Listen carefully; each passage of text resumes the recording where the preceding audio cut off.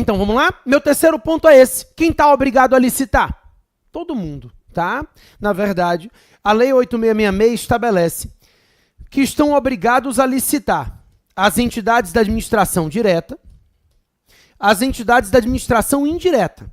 Então, a obrigatoriedade de licitação abrange todas as entidades da administração direta e indireta, União, estados, municípios e Distrito Federal, suas autarquias, fundações públicas e também empresas públicas e sociedades de economia mista.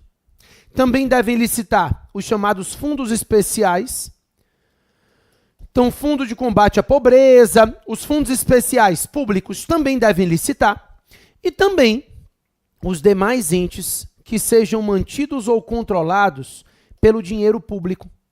Então, a lei conclui determinando que os demais entes mantidos pelo dinheiro público também devem realizar procedimento licitatório. Então, entidades do terceiro setor, claro que a gente vai ver outras hipóteses de dispensa, de inexigibilidade, né? Então as OS têm dispensa, mas, deixando de lado agora as hipóteses de dispensa ou inexigibilidade, a princípio, devem licitar não somente as entidades da administração direta e indireta, mas também os fundos especiais e também todos os demais entes que sejam mantidos ou subvencionados pelo dinheiro público. Todo mundo que recebe dinheiro público para contratar precisa celebrar o contrato mediante procedimento licitatório. Então, a licitação ela fica sendo obrigatória também para as entidades privadas que sejam controladas pelo dinheiro público, tá? E aí, quando eu falo dessa obrigatoriedade de licitação, a gente abrange também empresas públicas e sociedades de economia mista, ok? São 6 modalidades licitatórias gerais no Brasil hoje. É porque a gente tem as modalidades específicas, o RDC, a consulta, mas a princípio, as 6 modalidades gerais de licitação são concorrência, tomada de preço e convite, concurso, leilão e pregão. Então, 6 modalidades gerais de licitação. Concorrência, tomada, convite, concurso e leilão são modalidades previstas na Lei 8666 de 93. O pregão é uma modalidade hoje regulamentada pela Lei 10.520 de 2002, tá? Então, somando todas elas, nós temos 6 modalidades gerais de licitação. Dessas 6, as 3 primeiras, concorrência, tomada e convite, são modalidades que serão definidas com base no valor do contrato. Então, a concorrência é obrigatória para contratos de valores mais altos. A tomada de preço é utilizada para contratos de valores mais médios, né? E convite para valores baixos. A ideia é de que, de acordo com o valor, a gente vai selecionar essas 3 modalidades licitatórias. É simples. Não anote isso não, porque daqui a pouco eu vou conversar uma por uma, você vai entender.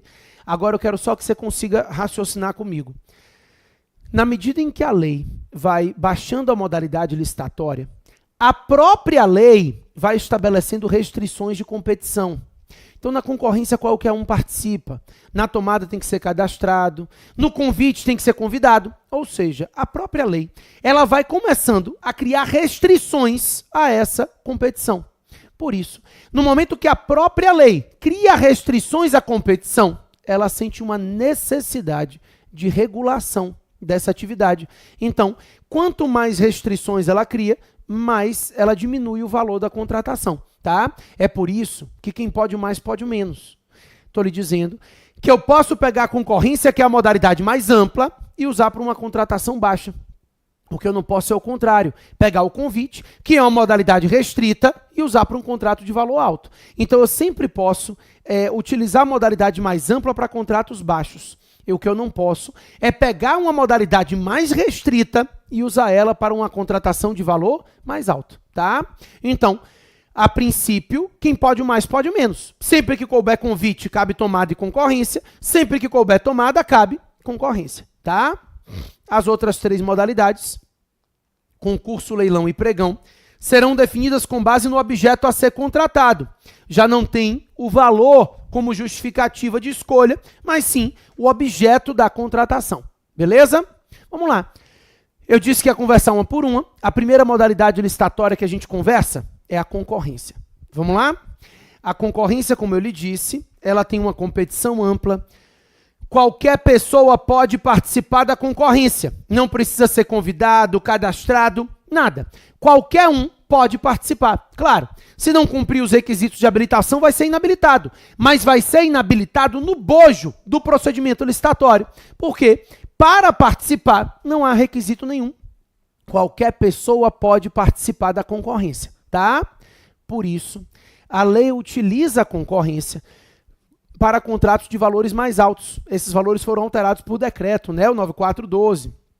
Então, na segunda fase é tranquilo, porque eu coloquei, obviamente, no Vadmecum de vocês já, o decreto novo. Então, na hora da prova, olhou valores, abre o decreto. Na verdade, licitação, contratos, ficam todos marcados numa prova de segunda fase. Segunda fase, com o código na mão, nada disso que a gente está trabalhando aqui fica difícil. É porque o problema é que a matéria é rica em detalhes. Então, numa primeira fase, é difícil você se lembrar de tudo. Na segunda fase, não. Você não precisa lembrar de nada, a gente deixa o código todo marcado, né? Então, o que eu quero que você entenda? Quando a gente trata de concorrência, para a primeira fase, eu preciso que você decore valores, novos inclusive. Hoje, a concorrência é utilizada obrigatoriamente para contratos de obra acima de R$ 3.300.000 e para aquisição de bens e serviços acima de R$ 1.430.000.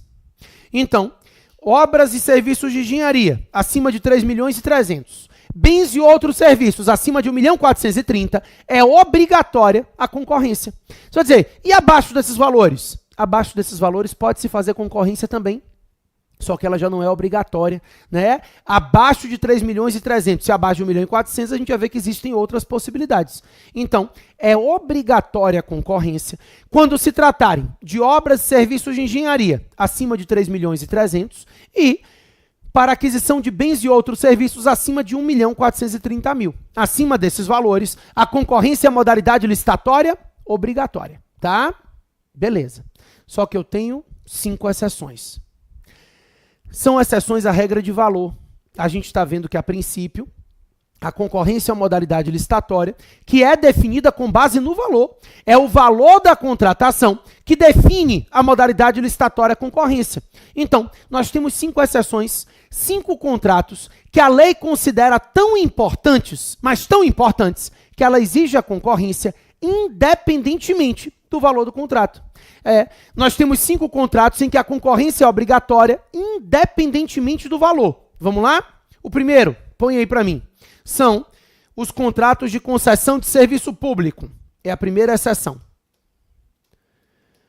A concessão de serviço público é regulamentada pela Lei 8987. Quando a gente for tratar de serviços públicos mais adiante, a gente vai conversar sobre concessão com mais calma, tá? Mas, de antemão, eu posso lhe dizer que esse contrato de concessão de serviço público, ele deve ser feito mediante licitação na modalidade concorrência. Então, a princípio, repito que concessão é um tema que a gente vai trabalhar. Quando a gente for tratar de serviços públicos, concessão é um contrato muito importante. Agora, eu só quero que você entenda que não importa o valor do contrato. Se eu estiver tratando de uma concessão de serviço público, a concorrência é a modalidade licitatória obrigatória. Só para você entender, a concessão é assim: a administração contrata a empresa presta um serviço e é remunerada pelo usuário do serviço. Transporte público. A administração contrata a empresa de ônibus, ela presta o serviço de transporte, quem paga? Você, quando entra no ônibus. Energia elétrica, telefonia, são contratos de concessão, tá? Como eu te falei, a gente conversa depois. A princípio, a concessão de serviço público exige licitação na modalidade concorrência. Também, a concorrência é obrigatória para contratos de concessão de direito real de uso. Concessão de direito real de uso também deve ser feita mediante concorrência. Mais uma vez, não me importa o valor do contrato, pelo simples fato de ser uma concessão de direito real de uso, a concorrência é obrigatória. Concessão nas quais o Estado permite que um particular tenha o direito real de uso sobre um determinado bem público, tá? Então, essa concessão de direito real de uso também vai ser feita mediante concorrência. Também, a concorrência é obrigatória para contratos de empreitada integral. Ninguém vai querer que você saiba o que é, tá? É simples, o contrato de empreitada integral é aquele contrato de obra no qual a administração contrata o empreiteiro e o empreiteiro fica responsável por todas as etapas da obra. Ele deve entregar ao Estado o bem pronto para o uso. Né? Então, isso é um contrato de empreitada integral. Esse empreiteiro fica responsável por material, mão de obra, bens móveis. Ele entrega o bem ao Estado pronto para ser usado. Pois é. Esses contratos de empreitada integral devem ser concorrência. E aí também não importa o valor da obra. O valor da obra não é relevante. Pelo simples fato de ser concorrência, ou de ser empreitada integral, é concorrência obrigatória. Também, além da concessão de serviço público, da concessão de direito real de uso e do contrato de empreitada integral, a concorrência é obrigatória para contratos de aquisição e alienação de bens imóveis.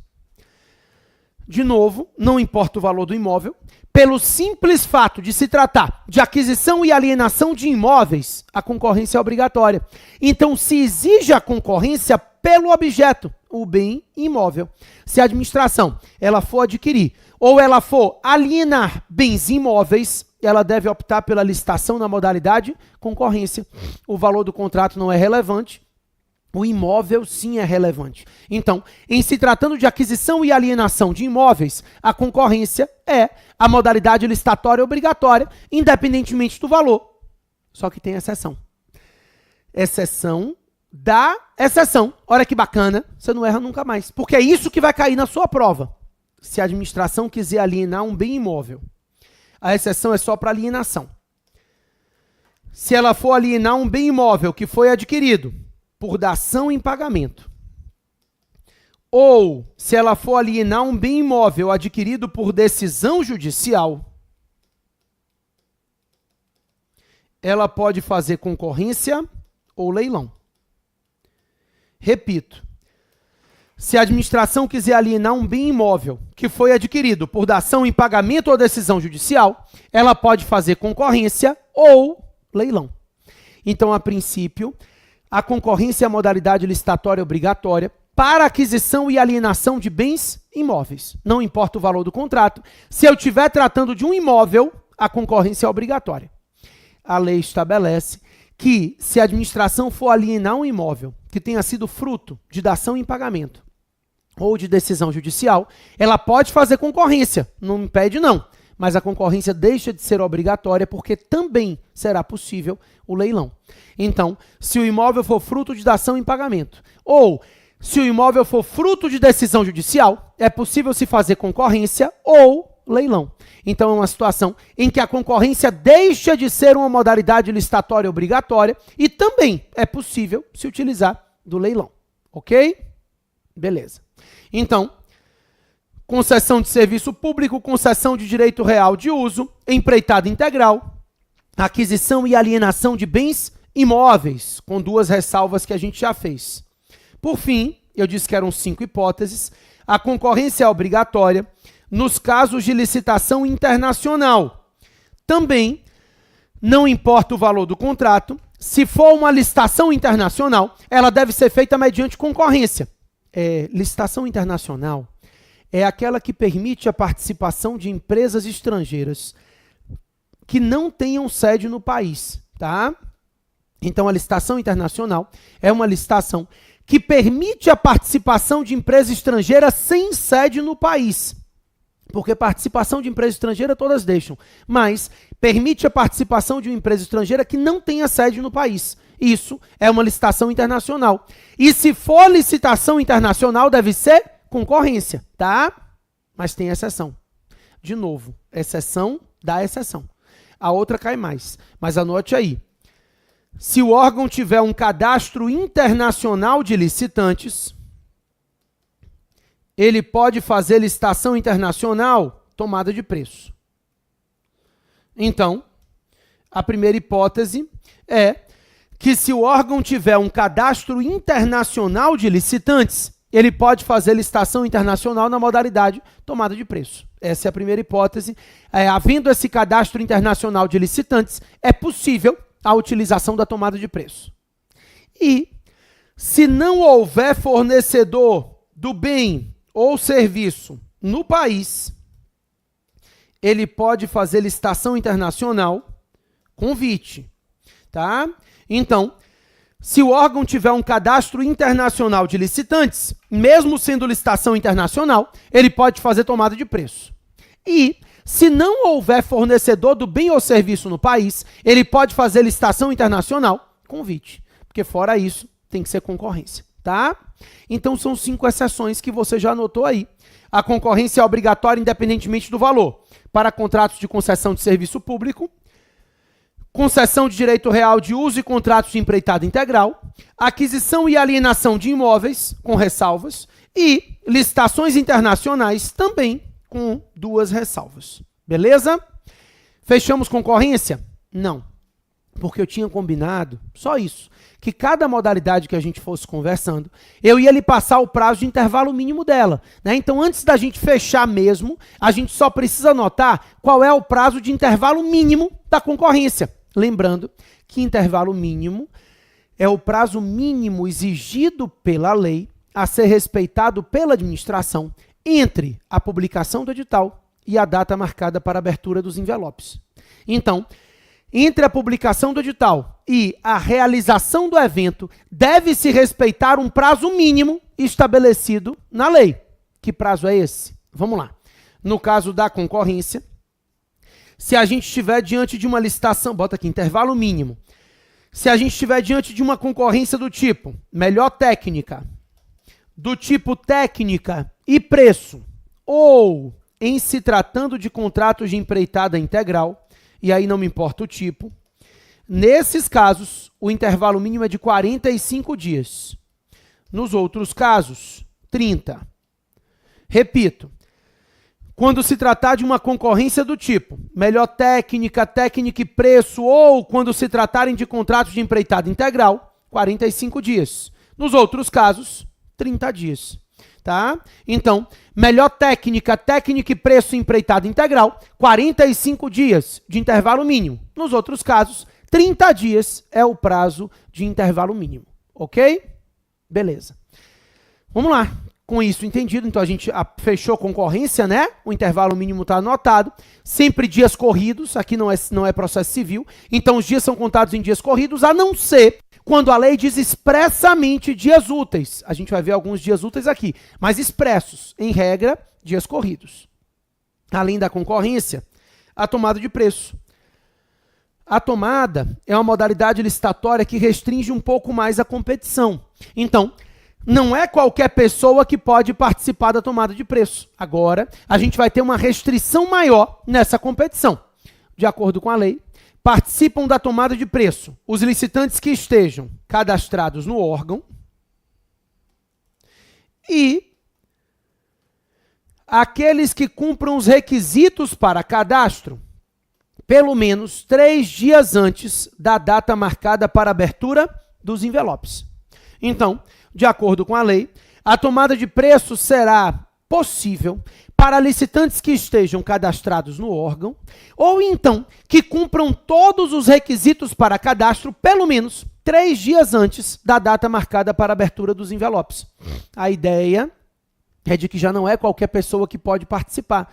Tem que ser cadastrado, ou então tem que cumprir os requisitos para cadastro, pelo menos 3 dias antes. Então, ao menos 3 dias antes da data marcada para a abertura dos envelopes, ela precisa cumprir os requisitos para cadastro, tá? Ou seja, já restringi um pouquinho a competição. Não é qualquer pessoa que participa, ela tem que estar previamente cadastrada no órgão, ou então ela tem que cumprir todos os requisitos necessários a esse cadastro, pelo menos 3 dias antes do início da licitação, né? A lei restringe um pouco a competição. Já não é qualquer um, por isso ela limita valores. Eu só posso me valer da tomada de preço para obras e serviços de engenharia até R$ 3.300.000 e para aquisição de bens e outros serviços até 1.430.000. Ou seja, acima de 3.300.000, acima de 1.430.000, a gente já sabe que a concorrência é obrigatória. Até 3.300.000, até para a obra, até 1.430.000 para bens, é possível fazer tomada de preço. Claro que se pode fazer concorrência também. A concorrência continua sendo possível, mas ela deixa de ser obrigatória, porque aí a lei também permite que se utilize a tomada de preço nesses casos. Então, para obras até 3.300.000, para aquisição de bens e serviços até 1.430.000, aí é possível a utilização da licitação na modalidade tomada de preço. Ok? Beleza. Então, a tomada de preço é utilizada para contratos de valores um pouco mais baixos. Nesses casos, eu posso me valer da tomada de preço. Vamos só fechar isso aqui. Intervalo mínimo, né? A gente sabe que o intervalo mínimo é o prazo mínimo entre a publicação do edital e a data marcada para abertura dos envelopes. Pois é, na tomada de preço, se for uma licitação do tipo melhor técnica ou do tipo técnica e preço, o intervalo mínimo é de 30 dias. Nos outros casos, 15. É a mesma ideia da concorrência, mas na concorrência era 45 e 30. E aqui é 30 e 15, tá? Então, se for o intervalo mínimo do tipo melhor técnica ou técnica e preço, ou uma tomada de preço do tipo melhor técnica ou técnica e preço, o intervalo mínimo será de 30 dias. Nos outros casos, o intervalo mínimo será de 15 dias, tá? Por fim, eu digo, das modalidades que são definidas em razão do valor, a modalidade mais restrita é o convite. O convite, ele restringe ainda mais a competição se você comparar com todas as outras modalidades licitatórias que a gente viu aqui. Sabe quem participa do convite? Os convidados. Exatamente. Participam do convite os licitantes que tenham sido convidados pelo órgão a participar. A lei estabelece que devem ser convidados no mínimo 3. Então, participam do convite os licitantes convidados no mínimo de 3. Sejam eles cadastrados ou não, devem estar participando no mínimo 3 convidados. Então, a administração deve convidar no mínimo 3 convidados. Salvo comprovada restrição de mercado. Vou fazer um convite de um bem ou serviço que só tem 2 fornecedores. Eu justifico, comprovo que só existem 2 fornecedores e aí eu faço convite com apenas 2 convidados. Mas, a princípio, devem participar do convite no mínimo 3 convidados. Sejam eles cadastrados ou não, devem ser convidados no mínimo 3, tá? Não é que tenham que aparecer no mínimo 3. Significa que eu tenho que, pelo menos, mandar no mínimo 3 convites. Se não for convidado e quiser participar do convite, pode. Aí, nesse caso, se ele não for convidado, para que ele possa participar, ele tem que ser cadastrado no órgão e manifestar interesse em participar do convite, pelo menos 24 horas antes da data marcada para a abertura dos envelopes. Então, além dos convidados, participam do convite os licitantes que estejam cadastrados no órgão, desde que eles manifestem interesse por escrito em participar do convite, pelo menos 24 horas antes da data marcada para a abertura dos envelopes, tá? Então, a ideia é que participam do convite os licitantes convidados, no mínimo de 3, sejam eles cadastrados ou não, e também os licitantes cadastrados no órgão que manifestem interesse em participar, pelo menos 24 horas antes da data marcada para a abertura dos envelopes, tá? Então, os licitantes convidados no mínimo de 3 e os licitantes cadastrados que manifestem interesse em participar do convite, pelo menos 24 horas antes, todos esses terão direito de participar do procedimento licitatório do convite. Então, nesse caso, o convite vai ser utilizado de forma muito mais restrita. Mas não é só isso, não. A restrição do convite é ainda maior, porque no convite não há edital. Isso. O instrumento convocatório do convite recebe o nome de carta-convite. Então, o que nós temos é um instrumento convocatório simplificado que recebe o nome de carta convite. Não há edital de licitação. A carta convite, ela substitui o edital. É um instrumento convocatório simplificado que recebe o nome de carta convite. Não há edital. E não há publicação desse instrumento convocatório. Exatamente. Diferente do edital, a carta convite não é publicada em diário oficial, jornal de grande circulação, então não há edital. E não há publicação do instrumento convocatório. Cuidado. A prova vai tentar te confundir. Ela vai lhe dizer que o convite é uma modalidade licitatória mais restrita, que inclusive não tem publicidade do instrumento convocatório. Isso não é verdade. Publicidade tem que ter. Eu disse que não precisa de publicação, mas a publicidade não tem jeito, né? A publicidade a gente sabe que é um princípio da licitação, princípio da administração pública como um todo. A publicação é uma das formas de se fazer publicidade. No caso do convite, não há publicação. Então, a publicidade do convite é feita por meio do envio da carta convite aos convidados e da posterior afixação no átrio da repartição em um local visível ao público. Então, a ideia é de que se faz publicidade da carta convite sem fazer publicação. E a publicidade é feita enviando a carta convite aos convidados e afixando a carta convite no átrio da repartição em um local visível ao público. Com isso, você garante a publicidade sem fazer publicação.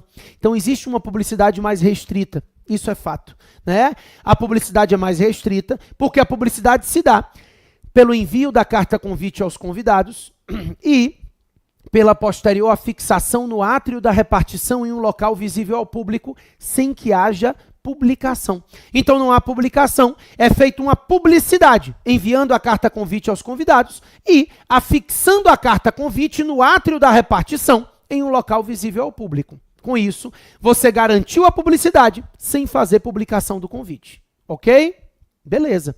Com isso entendido, o convite deve ser utilizado realmente para contratos de valores mais baixos. Então, a lei estabelece que só se pode utilizar o convite para contratos de obras e serviços de engenharia até 330 mil e para aquisição de bens e outros serviços até 176 mil reais. Então, o convite só pode ser utilizado para contratos de valores bem mais baixos, obras e serviços de engenharia até 330 mil e aquisição de bens e outros serviços até 176 mil. Até 330 mil para obra, até 176 mil para bens, não precisa se utilizar de nenhuma outra modalidade licitatória, pode-se utilizar convite. Acima desses valores, já não pode fazer convite, tá? Sendo que eu lembro a vocês que a administração não pode contratar por partes como forma de utilizar a modalidade licitatória do convite. Isso é fraude, né?